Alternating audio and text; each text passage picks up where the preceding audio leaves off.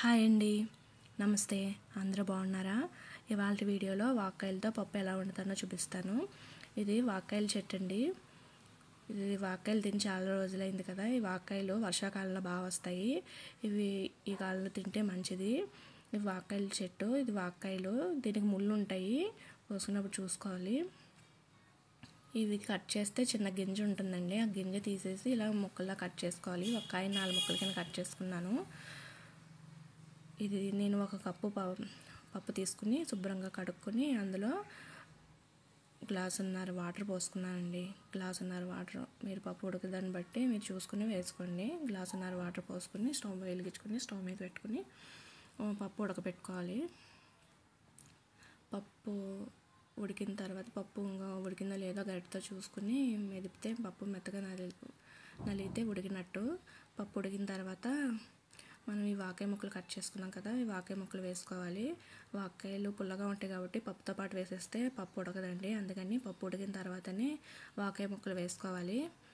వాకాయ ముక్కలతో పాటు నాకు ఈ గరిటె కూరలో గరిటె వాడుతున్నాం కదా, ఈ గరిటెతో 2 గరిటెన్నర వచ్చినాయి నాకు ముక్కలు చూస్తే. నాకు ఇలా ఈ పులుపు సరిపోయింది. నాకు ఇలా తింటే పప్పు మామిడికాయ వండుకున్నప్పుడు ఎలా ఉంటుందో ఆ టేస్ట్ వచ్చింది, బాగానే ఉంది. వాక్కాయలు ఈ సీజన్లో దొరుకుతాయి కాబట్టి మీకు దొరికితే వాడితే మంచిదండి. ఈ వాక్కాయలు ఈ కాలంలో జలుబు, దగ్గు, అజుత్తి వంటి సమస్యలు వస్తాయి కాబట్టి వీటిని తింటే మంచిది. వాక్కాయలు అరుగుదలను పెంచుతుంది. వీటిలో విటమిన్ సి ఎక్కువ ఉంటుంది కాబట్టి రోగనిరోధక శక్తి కూడా పెరుగుతుందన్నమాట. ఇందులో మనం వాక్కాయలు వేసుకుని కలుపుకున్న తర్వాత పసుపు, ఉప్పు, కారం మీకు తగినంత వేసుకోండి. నేను ఇందులో పచ్చిమిరపకాయలు వేయట్లేదు. మీరు కారపు బదులు పచ్చిమిరపకాయలు వాడుకుంటే పచ్చిమిరపకాయలు వేసుకోండి. ఈ వాక్కాయలు ఆందోళన తగ్గిస్తాయండి. ఇవి తింటే ఫీల్ గుడ్ ఫ్యాక్టర్ని పెంచుతాయి. ఇవి దొరికినంతకాలం ప్రతిరోజు ఆహారంలో చేర్చుకుంటే మంచిది. ఇది వాక్కాయలులో ఉప్పు, కారం, పసుపు అన్నీ వేసిన తర్వాత కాసేపు మగ్గిస్తే వాక్కాయలు ఉడికిపోతాయండి. ఉడికి లేదో చూడడానికి గరిటెతో ఒకసారి తీసుకుని నొక్కి చూస్తే మెత్తగా అవుతాయి, ఉడికిపోయినట్టే. ఇప్పుడు స్టవ్ ఆఫ్ చేసుకుని ఉడికిన తర్వాత స్టవ్ ఆఫ్ చేసుకుని మనం తాలింపుకి రెడీ చేసుకోవాలండి. తాలింపుకి రెడీ చేసుకునే ముందు గిన్నెలో నీళ్ళు చిన్న గిన్నెలో మార్చుకోండి. పప్పు మార్చుకొని తాలింపు అందులో వేసుకుందరు. కానీ ఇప్పుడు ఇది వేసుకున్న తర్వాత మూకుడు పెట్టుకుని మూకుట్లో మీరు నూనె వేసుకుంటే నూనె వేసుకోండి, లేకపోతే నెయ్యి వేసుకోండి. పప్పులోకి నెయ్యి అయితే బాగుంటుంది. ఆవాలు వేసుకుని వెల్లుల్లిపాయలు వేయిన తర్వాత కరివేపాకు వేసుకోండి. మీ దగ్గర కొత్తిమీర ఉంటే కొత్తిమీర కూడా వేసుకోవచ్చు.